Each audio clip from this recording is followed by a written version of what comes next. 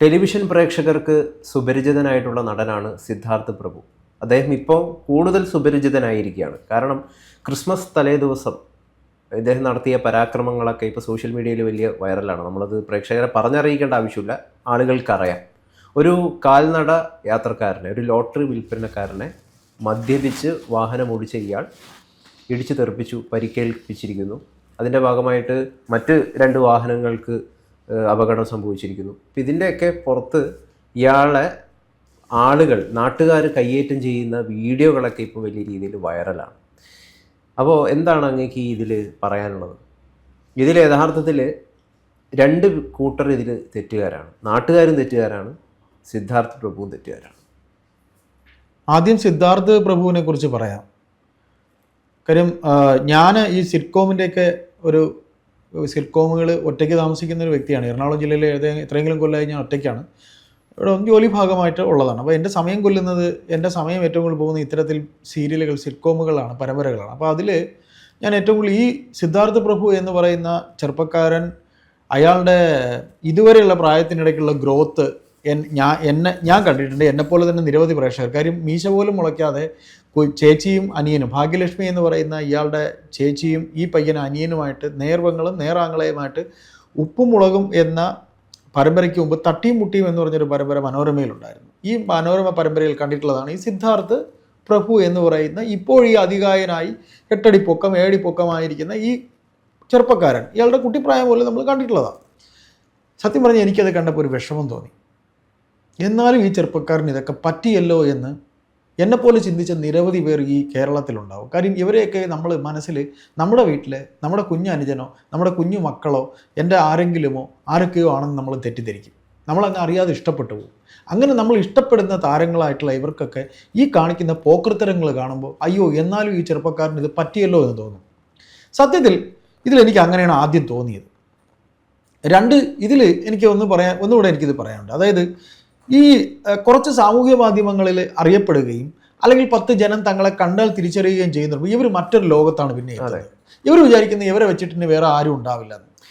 പറഞ്ഞോളൂ. സെലിബ്രിറ്റി ആയി മാറി തീർന്നു കഴിഞ്ഞാൽ ചിലവർക്ക് ഈ അഹങ്കാരം തലയ്ക്ക് പിടിക്കുന്ന ഒരുപാട് പേരുണ്ട്. അത്തരത്തിലുള്ളാത്ത കുറേയധികം ആളുകളുണ്ട്. എന്നാൽ ഏറെ ആളുകൾക്കും താനൊരു സെലിബ്രിറ്റി ആയി തീർന്നു, കുറച്ച് ആൾക്കാർ തന്നെ കാണുന്നു എന്ന് പറയുമ്പം അഹങ്കാരം ഇങ്ങനെ പൾസായിട്ട് ഉയരും. അപ്പോൾ അതിൻ്റെ പെട്ടൊരാളാണ് സിദ്ധാർത്ഥ് പ്രഭു എന്നാണ് ഞാൻ മനസ്സിലാക്കുന്നത്. കാരണം അവിടെ ഇദ്ദേഹം മദ്യപിച്ചിരുന്നു. ഇദ്ദേഹത്തിൻ്റെ രക്തപരിശോധനയിൽ നിന്ന് MDMA അടക്കം ഉപയോഗിക്കുന്നുണ്ട് എന്നാണ് ചങ്ങനാശ്ശേരി ആ ഹോസ്പിറ്റലിൽ നിന്ന് നടത്തിയ നടന്നിരിക്കുന്നത്. അതെ, കോട്ടയത്ത് MC റോഡിൽ ആണ് ഈ സംഭവം. ലോട്ടറി കച്ചവടക്കാരനാണ് തട്ടിയിട്ട് ഈ ആശുപത്രി, ഗവൺമെൻറ് ആശുപത്രിക്ക് സമീപമാണ്. 8:30 കൂടിയിട്ടാണ് ക്രിസ്മസ് തലേ ദിവസം രാത്രി. അപ്പോൾ ഇയാൾ എങ്ങനെയാണ് നാട്ടുകാരോട് റിയാക്ട് ചെയ്തിരിക്കുന്നത് ആ ഘട്ടത്തിൽ എന്നുള്ളത് വളരെയധികം നിർണായകമായിട്ടുള്ളൊരു ചോദ്യമാണ്.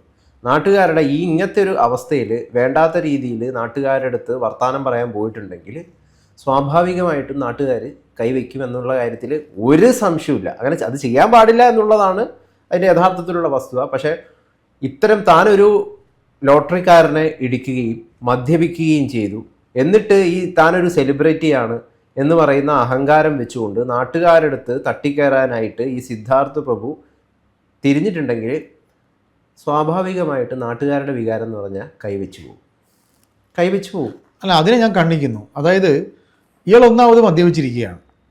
അയാൾ മദ്യപിച്ചിരിക്കുന്നു. ഏതൊക്കെയോ മയക്കുമരുന്നുകൾ അദ്ദേഹം ഉപയോഗിച്ചിട്ടുണ്ട്, ഈ ചെറുപ്പക്കാരന് ഉപയോഗിച്ചിട്ടുണ്ട്. അവിടെ അയാളെ കഴുത്തിന് കുത്തിപ്പിടിക്കുക, കഴുത്തിന് ഞെരിച്ച് പിടിക്കുക. സത്യം പറയട്ടെ, ഈ ആൾക്കൂട്ട കൊലപാതകം നമ്മളിപ്പോൾ പാലക്കാട് വീണ്ടും ഒരു ഉത്തരേന്ത്യക്കാരനെ കണ്ടു. ഈ നടന്നു പോകുന്ന ആൾക്കാർക്കും വരുന്നവർക്കും ആരോടെങ്കിലുള്ള ദേഷ്യവും വിദ്വേഷവും വെറുപ്പും എല്ലാം ഇതേപോലെ ഒരാളെ കിട്ടിയ ഇടിച്ചു തീർക്കുന്നത് ശരിയാണെന്ന് ഞാൻ സമ്മതിക്കത്തില്ല. ഇതിനാണ് ഇവിടെ നിയമമുള്ളത്. ഇയാൾ ഇപ്പം ഈ കാണിച്ചത് തെറ്റാണ് എന്നുണ്ടെങ്കിൽ അങ്ങനെ അത് അവനവിടെ പിടിച്ചു നിർത്തിയിട്ട് പോലീസിനെ ഏൽപ്പിക്കണം. അല്ലാതെ അവൻ്റെ കഴുത്തിന് കുത്തിന് പിടിക്കുക, അവനെ അടിക്കുക, തല്ലു കൊടുക്കുക. നമ്മളാരും തല്ലു കൊടുക്കാനായിട്ട്? അത് ഇനി സിദ്ധാർത്ഥനായതുകൊണ്ട് ഞാൻ പറഞ്ഞതൊന്നുമല്ല. ഇപ്പോൾ ഞാൻ പറയുന്നത്, താങ്കൾ പറയുന്നത് നിയമപരമായിട്ട് ധാർമ്മികപരമായിട്ട് അത് ഏത് മുള്ളുമുരിക്കലും കയറണം എന്ന് പറഞ്ഞ് നടക്കുന്ന കുറെ എണ്ണം ശരിയാണ്, വളരെയധികം ശരിയാണ്. പക്ഷേ വികാരം എന്ന് പറയുന്ന ഒരു സാധനം ഉണ്ടല്ലോ, ഈ വികാരം ആൾക്കൂട്ടത്തിന് അടക്കി നിർത്തുക എന്ന് പറയുന്ന പരിപാടിയില്ല. വികാരം മാത്രമേ ഉള്ളൂ.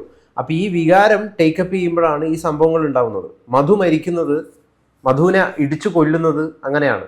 ഉത്തരേന്ത്യയിലടക്കം ബീഫ് കൈവശം വെച്ചു എന്നതിൻ്റെ പേരിൽ കുറേ ആൾക്കാർ ആൾക്കൂട്ട മരണത്തിന്, വിചാരണയ്ക്ക്, മോബ് ലിഞ്ചിങ്ങിന് ഇരയാവുന്നുണ്ട്. അതൊക്കെ ഈ വികാരം എന്ന് പറയുന്ന സാധനം ആളിക്കത്തുകയും ബുദ്ധിബോധം എന്ന് പറയുന്ന സാധനം നശിക്കുകയും ചെയ്യുമ്പോഴാണ്.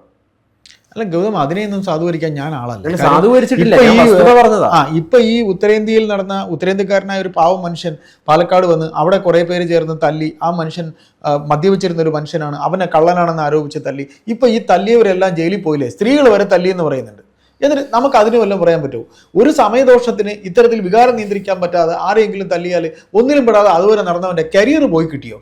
അപ്പോൾ അതുകൊണ്ട് സിദ്ധാർത്ഥ്, നമ്മൾ വിഷയത്തിലേക്ക് മാറണ്ട. സിദ്ധാർത്ഥ് പ്രഭു എന്ന് പറയുന്ന നടനെ സംബന്ധിച്ച് മാത്രമല്ല, നമ്മൾ സംസാരിച്ച് വന്നത് 10 പേര് കാണുന്നു എന്ന് കണ്ടു കഴിഞ്ഞാൽ നമ്മൾ അതിലേക്ക് ഒരുപാട് പേര് നമ്മൾ മാറ്റി നിർത്തണം. ഇപ്പോൾ നമ്മൾ മനസ്സിലാക്കാനുള്ളത്, ഒന്ന് ആസിഫ് അലി എന്ന് പറയുന്ന നടൻ, അയാളിപ്പോൾ വോട്ട് ചെയ്യാൻ വേണ്ടി തദ്ദേശ ഇലക്ഷനിൽ വന്ന് നിന്ന രംഗം നിങ്ങൾ കണ്ടായിരുന്നു. സാധാരണക്കാർ നിൽക്കുന്ന പോലെ നിന്ന് ക്യൂവിൽ നിന്നാണ് ആ ചെറുപ്പക്കാരൻ വോട്ട് ചെയ്തത്. മനസ്സിലായില്ലേ? അപ്പൊ നമ്മൾ ചില താരങ്ങളെ നമ്മൾ പറയുമ്പോൾ ചിലർ നമ്മൾ എല്ലാവരും കൂടെ നമ്മൾ അടച്ചാക്ഷേപിക്കുന്നില്ല. അല്ല, ഇവിടെ നിരവധി പേർ, 10 പേർ ജനങ്ങളെ 10 പേർ തന്നെ അറിയുന്നുണ്ട് താൻ വേറെ ഏതോ ലോകത്ത്. കേവലം സാമൂഹിക മാധ്യമങ്ങളിൽ ഞാനും ഗൗതമം പോലെ ഇരുന്ന് സംസാരിക്കുന്ന പോലെ 10 പേരും വീഡിയോ കണ്ടെന്ന് പറഞ്ഞ് നിലത്തെങ്ങും നടക്കാത്ത 100 പേരെ ഞാൻ വേണമെങ്കിൽ നിങ്ങൾക്ക് കാണിച്ചു തരാം. നമ്മളെപ്പോലെ സംസാരിക്കുന്നവരുടെ ഇടയിൽ തങ്ങളെ 10 പേര് അറിയുന്നതാണ് എന്ന് കരുതി നിലത്തുമല്ല ആകാശത്തുമല്ല ഭൂമിയിലല്ല നടക്കുന്ന ഒരു 10 പേരോട് ഞാൻ നിങ്ങൾക്ക് കാണിച്ചു തരാം. കാര്യം അതിലൊന്നും വലിയ അർത്ഥമൊന്നുമില്ല. നമ്മളെ മെരിറ്റ് ചെയ്യുന്ന ഒരുപാട് കാര്യങ്ങളുണ്ട്. ഇപ്പം ഞാൻ ഈ സംസാരിക്കുന്നതിൻ്റെ മെരിറ്റും നിങ്ങൾ സംസാരിക്കുന്നതിൻ്റെ മെരിറ്റും വിലയിരുത്താൻ കഴിവുള്ള ഒരു കൂട്ടം ആലോകർ ഉണ്ട്. അപ്പോൾ അത് ഒരു വശം. പക്ഷേ ഇവിടെ നമ്മൾ നിരവധി വേറെ ഉദാഹരണങ്ങൾ പറയേണ്ടി വരും. ഇതിപ്പം പ്രശസ്തനായതുകൊണ്ടാണ് ലോകം മൊത്തം ഇത് അറിഞ്ഞ അയാൾ നാറിയത്. നമുക്കൊരു വിഷമമുണ്ട്. സംഗീത എന്ന് പറഞ്ഞൊരു നടി അറിയാമോ നിങ്ങൾക്ക്? സംഗീത എന്ന് പറഞ്ഞിട്ട് തിരുവനന്തപുരത്ത് ഒരു നടി മദ്യപിച്ച് കാറോടിച്ച് കൊണ്ടിടിച്ച് ഇതിനേക്കാളും മച്ചവൻ നടത്തി പട്ടി ഷോയാണ് നടത്തിയത്. അല്ല, ഇതിനിടയിൽ എനിക്ക് പെട്ടെന്ന് ഒരു പെൺകുട്ടിയുടെ ഒരു വീഡിയോ, അതാണ് സംഗീത, കുറച്ച് നാളുകൾക്ക്, അതാണ് സംഗീത. സംഗീത പെൺകുട്ടിയല്ല, അവർക്ക് പ്രായമൊക്കെ ഉണ്ട്, അവരൊരു മലയാളത്തിൽ അറിയില്ല. ഞാൻ അതല്ല, മറ്റൊരു വീഡിയോ, വേറൊരു വീഡിയോ ഉണ്ട് ഇതിനിടയിൽ വൈറലായിട്ടുണ്ട്. ഒരു ചെറിയ പെൺകുട്ടി, ഒരു 10-23 വയസ്സുള്ള, കാർ ഓടിച്ചിടിച്ചത് തന്നെ. കാർ ഓടിച്ചിടിച്ചതല്ല, പോലീസിനെ ചീത്ത വിളിക്കുക, ആരാടാ നീ എന്നൊക്കെ പറഞ്ഞിട്ട് പബ്ലിക്കായിട്ട് പോലീസിനെ ചീത്ത വിളിക്കുക. അപ്പം തീർച്ചയായിട്ടും ഇത്തരത്തിലുള്ളൊരു വികാരക്ഷോഭത്തിലേക്ക് ആളുകൾക്ക് മാറണമെങ്കിൽ തീർച്ചയായിട്ടും ഉള്ളിൽ എന്തോ ഒരു സാധനം ഉണ്ട് എന്നുള്ളത് തന്നെയാണ്. ഇയാള് കാണിച്ചതൊക്കെ മഹാമോശമായിരുന്നു. തീർച്ചയായിട്ടും MDMA ഇയാൾ ഉപയോഗിച്ചിട്ടുണ്ടോ? ആര്? ഈ സിദ്ധാർത്ഥ് പ്രഭു ഉപയോഗിച്ചിട്ടുണ്ടോ എന്നാണ് ആ അന്വേഷണം കൃത്യമായിട്ടും പുറത്തു വരണം. ലൈസൻസ് കട്ടാക്കി. അല്ല, ലൈസൻസ്, അദ്ദേഹത്തിന്റെ എന്താണ്, ഡ്രൈവിംഗ് ലൈസൻസ് ഇപ്പം പോലീസ് സസ്പെൻഡ് ചെയ്തിരിക്കുകയാണ്. പക്ഷെ ഇങ്ങനെയൊക്കെയുള്ളൊരു ഇയാൾ റോഡിൽ കിടക്കുന്നു. പിന്നെ എന്താണ്, അല്ല ഞാൻ പറയുന്നത്, നാട്ടുകാർ ഇതേ രീതിയിൽ കഴുത്തിനൊക്കെ പിടിച്ചു വലിച്ച് അല്ലെങ്കിൽ ഈ രീതിയിലൊക്കെ, അങ്ങനെ നാട്ടുകാരെ അത് ശരിയല്ല തീർച്ചയായിട്ടും. പക്ഷെ അതിലേക്ക് അവരെ തള്ളിവിട്ടത് എന്താണ് എന്നുള്ളതാണ് ചോദ്യം. ഇയാള് എന്താണ്, ഇറങ്ങടാ, വണ്ടിയിൽ നിന്ന് ഇറങ്ങടാ എന്ന് ചോദിക്കുമ്പോൾ നീ ആരാടാ എന്ന് ചോദിച്ചു കഴിഞ്ഞാൽ അവിടെ പ്രശ്നമായി, അവിടെ കോൺഫ്ലിക്റ്റ് ആയി. അതായത് ഇയാള് ഒരു കാറിൽ ആ രാത്രി മദ്യപിച്ചു എന്ന് ഇയാൾക്കറിയാം. മദ്യപിച്ചിട്ട് വാഹനം ഓടിക്കുന്നത് തെറ്റാണെന്ന് ഇയാൾക്ക് കൃത്യമായിട്ടും അറിയേണ്ടതാണ്. അങ്ങനെ മദ്യപിച്ച് വാഹനം ഓടിച്ച് തെറ്റ് ചെയ്ത ഒരാൾ ഒരാളുടെ കൊണ്ട് ഇടിക്കുന്നു. അതും ഒരു പാവപ്പെട്ട ഒരു കാൽനടക്കാരനായിട്ടുള്ള ഒരു ലോട്ടറി തൊഴിലാളി. എന്നിട്ട് നാട്ടുകാരവിടെ ഇടപെടുന്നു. എന്നിട്ട് ഇയാൾ നാട്ടുകാരടുത്ത്, ഇത്രയും തെറ്റ് ചെയ്തിട്ടും ഇയാൾ നാട്ടുകാരടുത്ത് എങ്ങനെ റിയാക്ട് ചെയ്തു? അവിടെ ഇയാൾ എന്ത് വാക്കാണ് ഉപയോഗിച്ചത്? ഇയാളുടെ ബോഡി ലാംഗ്വേജ് എന്താണ്? ഇയാളുടെ ടോൺ എന്തായിരുന്നു? ഇതൊക്കെ മാനദണ്ഡമാക്കേണ്ടിയിരിക്കുന്നു. നാട്ടുകാർ എന്തുകൊണ്ടാണ് അങ്ങനെ റിയാക്ട് ചെയ്തത് എന്ന് മനസ്സിലാക്കാൻ വേണ്ടിയിട്ട്. ഇവിടെ ഇപ്പം ഞാനാണ് ആ കേസിൽ നിന്നിരിക്കുക, എന്നിട്ട് നാട്ടുകാർ വന്നിട്ട് ഇറങ്ങടാ വണ്ടിയിൽ നിന്ന്, എന്താണ് നീ കാണിക്കുന്നത് വെച്ചാൽ നീ പോടാ എന്ന് പറഞ്ഞു കഴിഞ്ഞാൽ അവിടെ സീൻ മാറി. അവിടെ സീൻ മാറി. അത് സിദ്ധാർത്ഥ പ്രഭു അല്ല, സാക്ഷാൽ മോഹൻലാൽ കാണിച്ചാലും ആൾക്കാർ പോയി ചോദിക്കും എന്താ താങ്കളെ കാണിക്കുന്നതെന്ന് ചോദിക്കും. അവിടെ തിരിച്ച് മോഹൻലാൽ ചോദിച്ചാലും ജനം ഈ രീതിയിലേ പ്രതികരിക്കുകയുള്ളൂ. അതാണ് കേരളം. പക്ഷേ ഒരു കാര്യം ഞാൻ പറയാം, നിയമം കയ്യിലെടുക്കാൻ വേണ്ടിയിട്ട് ഒരു ജനത്തിനും യാതൊരു തരത്തിലുള്ള എന്തില്ല, അവകാശവും ഒരു അവകാശവും ഒരുത്തന്റെയും ദേഹത്ത് കൈവയ്ക്കാനോ ഒരുത്തന്റെയും ദേഹത്ത് കയറിട്ട് മുറുക്കാനോ ഒരു ജനത്തിനും ഈ നാട്ടിൽ അവകാശമില്ല. അത് ഭ്രാന്തന്മാരുടെ ഒരു കൂട്ടത്തിന് മാത്രമേ അങ്ങനെ ചെയ്യാൻ വേണ്ടിയിട്ട് സാധിക്കുള്ളൂ. വികാരം കൊണ്ട് ആളിക്കത്തിയിരിക്കുന്ന ഭ്രാന്തന്മാരുടെ ഒരു സമൂഹം, ഒരു ആൾക്കൂട്ടം, അതിന് മാത്രമേ അങ്ങനെ ചെയ്യാൻ വേണ്ടിയിട്ടുള്ളൂ. ആ ആൾക്കൂട്ടമാണ് ഇവിടെ എന്താണ് ആദിവാസിയായിട്ടുള്ള മധുവിനെ ഈ പ്രബുദ്ധ കേരളത്തിൽ അടിച്ചു കൊന്നിരിക്കുന്നത്. ഇപ്പൊ ഉത്തരേന്ത്യക്കാരനായ ഒരു മനുഷ്യനെ ഇപ്പം അവസാനം സർക്കാരാണ് ചെലവിലാണ് ബോഡി ദഹിപ്പിച്ചിരിക്കുന്നത്.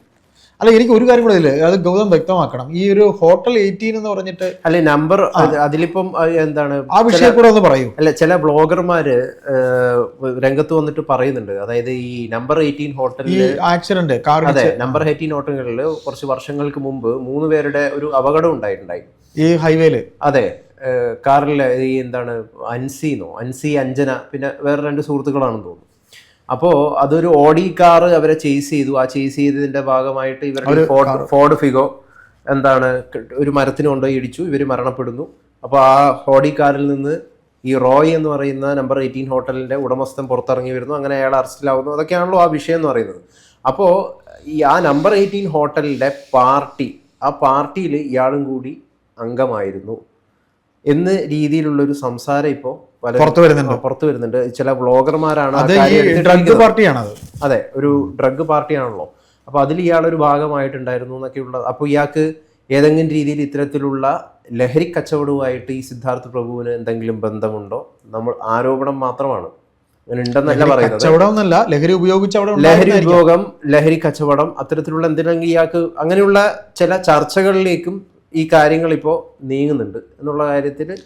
ഏതായാലും ഗൗതം, നമ്മൾ ഈ വിഷയം തുടങ്ങിയിടത്ത് നമ്മൾ പോയിട്ട് നമുക്കിത് അവസാനിപ്പിക്കുമ്പോൾ എനിക്ക് പറയാനുള്ളത്, സെലിബ്രിറ്റി ആയി കഴിയുമ്പോൾ താൻ ചെയ്യുന്ന പ്രവൃത്തി താൻ വിണ്ണിലുമല്ല ആകാശത്തുമല്ല ഭൂമിയിലുമല്ല എന്ന് പറഞ്ഞ് നടക്കുന്ന ഒരു കൂട്ടർ ഇവിടെയുണ്ട്. ഇവിടെ ഇപ്പം നമ്മൾ ഈ പല സ്ഥലത്തും ഇപ്പം രാത്രി കാലങ്ങളിലൊക്കെ ബൈക്കായിക്കോട്ടെ കാറായിക്കോട്ടെ ഒരു 12 മണി സമയത്തിന് ശേഷം ചീറിപ്പായുന്നത് നമുക്ക് ഈ മെട്രോളും ഇതിലൂടെയൊക്കെ ബൈക്കുകൾ പുറകിൽ പെൺകുട്ടികളെയും ഇരുത്തിക്കൊണ്ട് ചീറിപ്പായുന്നത് നമുക്ക് കാണാം. എന്താണ് 12 മണിക്ക് ശേഷം 1 മണിക്ക് ശേഷം ഇത്തരത്തിലുള്ളൊരു ആവേശഭരിതമായ അവസ്ഥയിലേക്ക്, മുഹൂർത്തത്തിലേക്ക് ഇവരെ എത്തിക്കുന്നത് എന്നുള്ളൊരു പ്രധാനപ്പെട്ട ചോദ്യമാണ്. MDMA ഉപയോഗിക്കുന്നത് കൊണ്ടാണോ ഇത്തരത്തിലുള്ളൊരു ആവേശഭരിതമായ സ്വഭാവം ഇവരിലേക്ക് ഉടലെടുക്കുന്നതും എന്നും പരിശോധിക്കപ്പെടേണ്ട ഒരു കാര്യമാണ്. അതുകൊണ്ട് തന്നെ ഈ ഒരു ക്രിസ്മസ് തലേ ദിവസം രാത്രി ഇയാൾ ഇത്തരത്തിൽ റോഡിൽ കിടന്ന് ഇത്തരത്തിലുള്ള ഒരു പെരുമാറ്റം നടത്തുന്ന, പോലീസിനോട് പോലും തട്ടിക്കയറി എന്നാണ് പറയുന്നത്. പോലീസിനോട് പോലും, നമ്മുടെ പോലീസ് സേനയോട് തട്ടിക്കയറുക, അവരോട് അപമര്യാദയായി പെരുമാറുക എന്ന് പറയുന്നത് ഒരിക്കലും അനുവദിക്കാൻ പറ്റാത്തൊരു കാര്യമാണ്. ഗൗതം, എനിക്ക് ഒരു കാര്യം പറയാനുണ്ട്. തിരുവനന്തപുരത്ത് വെള്ളയമ്പലത്ത് വെച്ച് നമ്മുടെ ബഷീർ എന്ന് പറയുന്ന പത്രപ്രവർത്തനം, തിരുവനന്തപുരത്ത് എനിക്ക് പേഴ്സണലി അറിയാവുന്നൊരു പത്രപ്രവർത്തനം, സിറാജിൻ്റെ പത്രപ്രവർത്തനായിരുന്ന ബഷീർ. സിറാജാണോ? അതെ. അപ്പോൾ അവിടെ നമ്മുടെ വെങ്കട്രാമൻ എന്ന് പറഞ്ഞ IAS കാരൻ മദ്യപിച്ച് കാർ ഓടിച്ച ആ വിഷയം അറിയാമല്ലോ. ആ വെങ്കട്രാമൻ്റെ കരിയർ പോയി. അയാളിപ്പോൾ എവിടെ ഉണ്ട് എന്നുള്ളതേ ഉള്ളൂ. ഏതോ ആ കേസ് ഇപ്പോഴും നടക്കുന്നത്. അപ്പോൾ ഇതിൽ നമുക്ക് മനസ്സിലാക്കുന്നത്, സെലിബ്രിറ്റി ആയെന്ന് കണ്ടോ അല്ലെങ്കിൽ 10 വാചകം കൂടുതൽ പറഞ്ഞു കണ്ടോ ജനം നമ്മളെ അറിയുന്നു എന്ന് കരുതിയോ ഭൂമിയിലും ആകാശത്തിനിടയിൽ നടക്കുന്ന അവിടെ ചിന്തിക്കേണ്ടത്. അതായത് ഇത് ശരിക്കും പറഞ്ഞു കഴിഞ്ഞാൽ ജനങ്ങളാണ് ഇത്, നമ്മളൊക്കെ പച്ചയായ മനുഷ്യരാണ്. അതായത് ജനങ്ങൾ അനാവശ്യമായിട്ടുള്ള വില കൊടുക്കലൊന്നും ഇത്തരത്തിലുള്ള സെലിബ്രിറ്റികൾക്ക് വില കൊടുക്കുമ്പോഴും നമ്മൾ സ്വയം ചിന്തിക്കണം. എനിക്ക് ശരിക്കും ഈ ഹണി റോസിനെയൊക്കെ കാണുമ്പോൾ ആളുകൾ ഇങ്ങനെ പൊതിയാന്ന് പറയുന്നത്, അത് കോമൺ പീപ്പിൾ അങ്ങനെയാണ്. അല്ല, ഞാൻ പറയാം, എനിക്കത് ശരിക്കും കാണുമ്പോൾ വാട്ട് സ്റ്റുപ്പിഡിറ്റി എന്നാണ് തോന്നുന്നത്. അല്ല, അത് ഗൗതം ചിന്തിക്കും.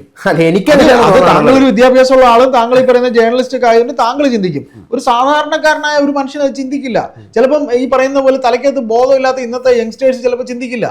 ഈ ബോധമില്ലെന്ന് ഞാൻ പറയില്ല, വേറെ പല കാര്യങ്ങളിൽ അവർക്ക് ബോധമുണ്ട്, അതില്ലെന്ന് പറയാക്കില്ല. ഏതായാലും നമുക്ക് പറയാനുള്ള ഒന്ന് മാത്രമേ. ഇപ്പം ഞാൻ ഒരു ഉദാഹരണത്തോട് പറയാം. തലസ്ഥാനത്ത് ജീവിക്കുന്ന ഒരാളാണ് ഞാൻ അവിടെ പോലും സ്ത്രീകൾ മൊബൈൽ ചെവിയിൽ വെച്ച് ഹെൽമെറ്റും വെച്ച് വണ്ടി ഓടിച്ചു പോകുന്നത് ഞാൻ കണ്ടിട്ടില്ല. ഇവിടുത്തെ പെൺകുട്ടികൾ കൊച്ചി നേരത്ത് ഞാൻ കണ്ടതാണ്. ഹെൽമെറ്റിനിടയിൽ മൊബൈലും വെച്ച് വണ്ടി ഓടിച്ചു പോകുന്നു. ആണുങ്ങൾ പോകുന്ന വണ്ടി വരുന്ന സൈഡ് അറിയുന്നില്ല. അവർ വണ്ടി നിർത്തി ഇവരെ നോക്കുന്നു. ഇവർ മൊബൈൽ വെച്ചാണ് സംസാരിക്കുന്നുള്ളത്. അപ്പോൾ ഇപ്പോഴുള്ള ഏറ്റവും വലിയ വിഷയം, 10 പേര് സാമൂഹ്യ മാധ്യമങ്ങളിലൂടെ അറിഞ്ഞു എന്ന് കരുതിയാൽ തങ്ങൾ എന്തൊക്കെയോ ആണെന്ന് ധരിക്കുന്ന, നമ്മളെ കൂട്ടിരുന്ന് സംസാരിക്കുന്നവർ പോലും ധരിക്കുന്നത് അങ്ങനെയൊക്കെയാണ്. 1,00,000 പേര് ഒരു വീഡിയോ കണ്ടെന്ന് പറഞ്ഞ് താൻ അങ്ങ് സെലിബ്രിറ്റി ആയി എന്ന് ധരിക്കുന്ന സ്വർഗത്തുള്ളവർ നിരവധി. അതായത് നിങ്ങൾക്ക് മദ്യപിക്കാം,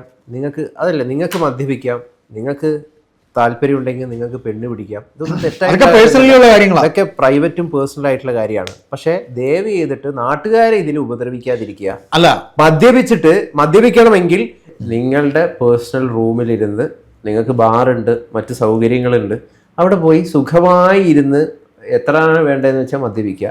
നാട്ടുകാരുടെ മെക്കിട്ട് കയറാതിരിക്കുക. വഴിയെ പോകുന്ന വഴിയാത്രക്കാരെ ഇടിച്ചു താടിതിരിക്കുക. മദ്യപിച്ചിട്ട്, ഏറ്റവും പ്രധാനപ്പെട്ടിട്ടുള്ള ഇതിലുള്ള വിഷയം എന്ന് പറയുന്നത് മദ്യപിച്ചിട്ട് വാഹനം ഓടിക്കാതിരിക്കുക. എന്നിട്ട് മദ്യപിച്ച് വാഹനം ഓടിച്ച് ആരെങ്കിലും കൊണ്ടുപോയി ഇടിച്ചു കഴിഞ്ഞിട്ട് നാട്ടുകാർ ചോദ്യം ചോദിക്കാൻ വരുമ്പം അവരെടുത്ത് തട്ടി കയറാതിരിക്കുക. ഇതൊക്കെ സെലിബ്രിറ്റി എന്നല്ല, ഏത് മനുഷ്യനും, ഈ നാട്ടിലെ ഏത് മനുഷ്യനും മനസ്സിലാക്കിയിരിക്കേണ്ട ഒരു പ്രധാനപ്പെട്ടുള്ളൊരു കാര്യമാണ് അല്ലേ? തീർച്ചയായിട്ടും. ഇതിലെ സിദ്ധാർത്ഥ പ്രഭുവിന് വരുമ്പോൾ താഴെ കമന്റ് ഇടുന്നവർ എന്തിനാ ചെറുപ്പക്കാരനെ വധിക്കണം എന്നൊക്കെ ചോദിക്കുന്നില്ലേ? സിദ്ധാർത്ഥ പ്രഭുവും സാധാരണക്കാരനായ ഒരു മനുഷ്യൻ തന്നെ. ഞാൻ അതാ പറയുന്നത്, സിദ്ധാർത്ഥ പ്രഭു എന്ന് പറയുന്ന ഒരാൾ സാധാരണക്കാരൻ. അയാൾ മാത്രമല്ല, ഇത് ഏത് സെലിബ്രിറ്റി ആയിരുന്നു, ഏത് സെലിബ്രിറ്റി ആയാലും, ഏത് ജേർണലിസ്റ്റ് നടനായിരുന്നു, അല്ല മമ്മൂട്ടി ആവട്ടെ, മോഹൻലാൽ ആവട്ടെ, രജനീകാന്ത് ആവട്ടെ, സൂര്യ ആവട്ടെ, കമലഹാസൻ ആവട്ടെ, ആരുമാവട്ടെ, നിങ്ങളൊക്കെ നമ്മളെല്ലാവരും സാധാരണ എല്ലാവരെയും ബാധിക്കും. നമ്മൾ സാധാരണക്കാരിലും ഞാൻ സാധാരണക്കാരനായിട്ടുള്ള ഒരാളാണ്. അപ്പോൾ സാധാരണക്കാരാണ് ഇവരൊക്കെ. ഇവരൊന്നും ദൈവമല്ല. ആ ഒരു സ്വയം ബോധ്യം അവർക്കുണ്ടായാൽ നല്ലത്. ഇവരൊന്നും ദൈവമല്ല. സിദ്ധാർത്ഥ പ്രഭുവിന് വലിയ കൊമ്പില്ല, വേറെ ഇവിടെ 10 പേര് കാണുന്ന ബ്ലോഗർമാർക്കും വലിയ കൊമ്പില്ല, 1 ലക്ഷം കാണുന്ന മറ്റ് പ്രോഗ്രാം അവതരിപ്പിക്കുന്നവർക്കും വലിയ കൊമ്പൊന്നുമില്ല. എല്ലാവരും സാധാരണക്കാരന്റെ നിയമം എല്ലാവർക്കും ഉള്ളതാണ്. അപ്പൊ അങ്ങനെയാണെങ്കിൽ മഹത്തുക്കളായ വലിയ നടന്മാർ ഇവിടെ ഉണ്ടല്ലോ, എന്ത് പറയുന്നു? അക്കാരണത്തിന് ശരിക്കും എളിമയൊക്കെ നമ്മൾ കണ്ടുപഠിക്കേണ്ടത് ആ രജനീകാന്തിൽ നിന്നാണ്. സൂപ്പർ സ്റ്റാർ, തലൈവർ, നമ്മുടെ മോഹൻലാലും വളരെ എളിമയുള്ള ആളാണ്. സ്റ്റൈൽ മന്നനായിട്ടുള്ള രജനീകാന്ത്, അദ്ദേഹം എന്തുമാത്രം ഡൗൺ ടു എർത്ത് ആയിട്ടാണ് ആളുകളോട്, അദ്ദേഹത്തിന്റെ ആരാധകരോട് പൊതുവെയുള്ള വളരെ സിമ്പിളാണ് രജനീകാന്ത്. ഇത്തരത്തില് ചെറിയ ഏതെങ്കിലും സീരിയലിലൊക്കെ അഭിനയിച്ചതിന്റെ പേരിൽ താൻ ഏതോ മെഗാസ്റ്റാർ ആണെന്ന് വിചാരിക്കുന്ന നടന്മാര് ഇവരെയൊക്കെ കണ്ടു പഠിക്കുക എന്നുള്ളതാണ്. പ്രത്യേകിച്ച് മോഹൻലാൽ, താങ്കൾ പറഞ്ഞ പോലെ മോഹൻലാൽ വളരെ എളിമയുള്ള ഒരാളാണ്. അതിൻ്റെയൊക്കെ പുറത്ത് തന്നെയാണ് അദ്ദേഹത്തിന് കിട്ടുന്ന സ്വീകാര്യത എന്ന് പറയുന്നത്. മോഹൻലാൽ ഇത്രയും, ഫോർ എക്സാമ്പിൾ, മോഹൻലാൽ ഇത്രയും നല്ല നടനാണ്, മികച്ച നടനാണ്, ഒരുപാട് നല്ല സിനിമകൾ ചെയ്തു. പക്ഷെ അദ്ദേഹത്തിന്റെ പേഴ്സണൽ സ്വഭാവം ഇത്തിരി മമ്മൂട്ടിയെ പോലുള്ള കുറച്ച് അഹങ്കാരിയായിട്ട് കാര്യങ്ങളൊക്കെ വെട്ടിത്തുറന്ന് വെട്ടിത്തുറന്ന് വെട്ടിത്തുറന്ന് പറയുന്ന ഒരാളാണ് മോഹൻലാൽ എന്ന് വിചാരിക്കുക. ഈ ഇപ്പൊ കിട്ടുന്ന ഈ സ്വീകാര്യത ഒരു പക്ഷെ അദ്ദേഹത്തിന് കിട്ടില്ല.